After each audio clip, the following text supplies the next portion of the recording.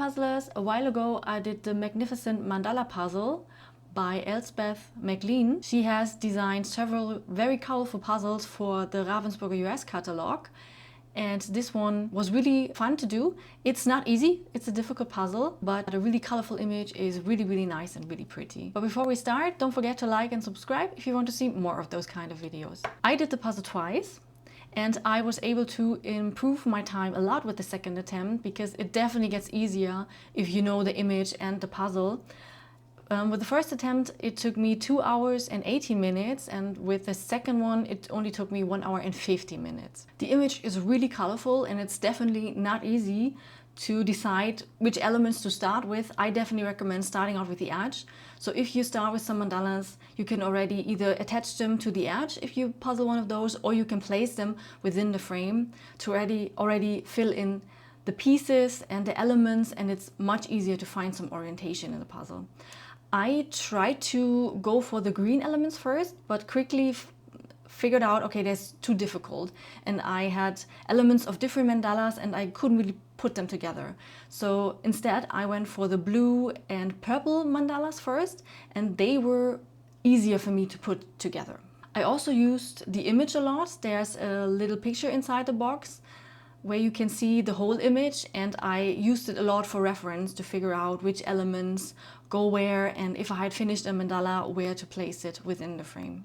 I also struggled a lot with the mandalas that had more red color in them, as well as with the green ones. Even though I left them till the end, they were still confusing for me, and it took quite some time to figure out which elements belong to which one.